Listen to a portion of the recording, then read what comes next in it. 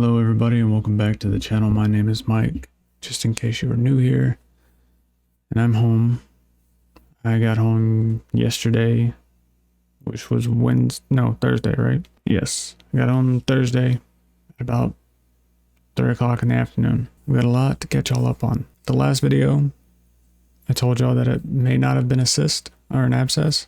They did the ultrasound on my stomach and they were concerned because there didn't looked to be an abscess. Well, there technically wasn't one.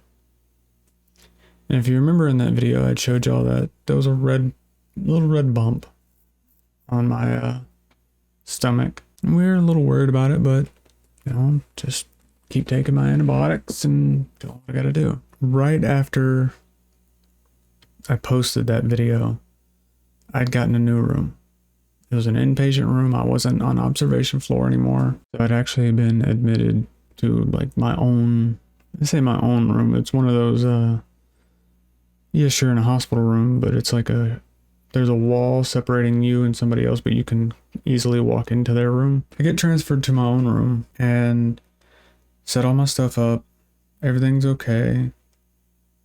Well, I go to lay down in the bed and I lifted up my shirt to look at that red mark to see if anything had changed. I noticed that there was maybe about that big around, maybe a blue mark on there. I was like, oh no, if this is a hernia, then yeah, it's suffocating, it's constricting, and it's gonna die kind of thing. Well, I told my nurse about it and she said, okay, she's gonna let the doctors know. Well, their plan for that night was for me to drink this oral contrast for about an hour. Drink as much as I could for about an hour. And then from the time I started drinking it, 4 hours later, I'd go get a CT scan. And that would tell them if that was just my intestine that they saw in the ultrasound, then there's no abscess. I drank it and waited, went and did the CT, got it done, came back, looked at my stomach again, still the same. There's that red mark that I'd showed y'all, and there was this new blue spot. It almost looked like a bruise. We just kind of continued going through the night. I'm waiting to hear from somebody, Nothing. I didn't get very much sleep because every 4 hours they were putting me on a different antibiotic. Like they would put me on vancomycin, then 4 hours later, they'd put me on Flagyl and Cefepime. 4 hours later, they'd put me back on vancomycin. 4 hours later, they'd put me on Flagyl and Cefepime. So I was constantly being woke up. On top of that, having blood draws and all this other stuff. So there was no real sleep gotten. So after I'd finally gotten some sleep, I was woken up the next day by one of the people that was on one of the teams. She'd come in, asked how I was doing, and I told her I'm doing okay. It's just there's this new spot on my stomach that just looks weird. And she said, can you show it to me? I said, yeah, sure. So I lifted up my shirt. Well, it was no longer blue. It looked like if you were to take a stress ball and squeeze it, and you know how it's got a real thin layer of rubber, but the water's still contained inside the stress ball? That's what it looked like. I was like, that's new. And she goes, okay, well, I'm going to go talk to the surgical team, see what they say. Because that looks like something that you could pop and get stuff out of. And I was like, yeah, that's what I'm thinking. So I'm waiting. And finally, I guess I'd taken a nap or just fallen asleep, whatever. One of the oncologists that has been keeping contact with my oncologist had come in. She was asking me how I was doing. This was the next day. She was asking how I was doing. I was like, I'm good, but this thing on my stomach looks like it wants to pop, and I don't know what it is.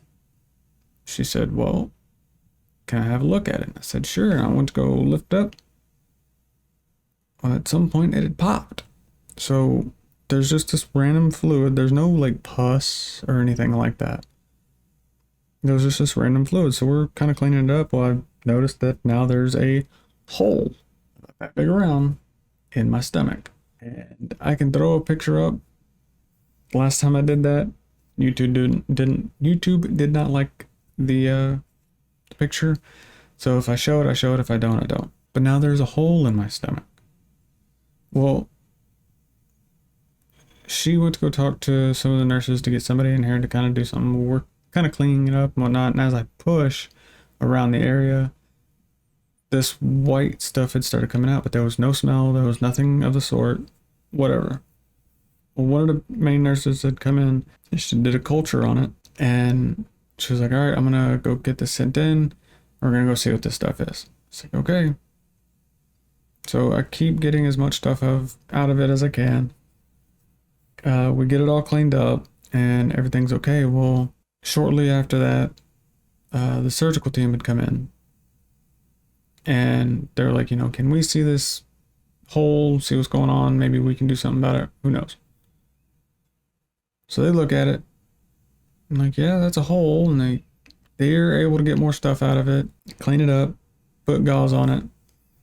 They're like, all right, we're going to go talk to our head surgeon and the IR team to see what the best option could be. Finally, like a whole crew of surgical team members had come in. They're looking at it. They're like, has any more of this stuff come out? I said, no. Maybe a tiny bit, but barely any stuff has really come out. They said, okay, well, they took this strip. It's this stuff right here. Sorry, my nose is extremely itchy. It's out of form packing strip. Do not autoclave undamaged packages. Single use only. Do not reuse. Yeah, so whatever. Basically, you take this stuff, you pack it in the hole. Not like hardcore pack it, but you pack it in there enough to where it's sitting in the fluids. And you leave about that much of it sticking out of the hole. And then you put gauze on top of it and then tape over that. And what it does is it acts like a wick. And it soaks up all the fluids, brings it up to the gauze soaks it up, and it gets all that stuff out of me. So they did that, and it did a good job. I was still trying to figure out, what is this stuff coming out? What is this crap? So the nurse that did the culture, she came back, she goes, okay, nothing has grown. Not a single thing has grown at all. Okay, so what does that mean?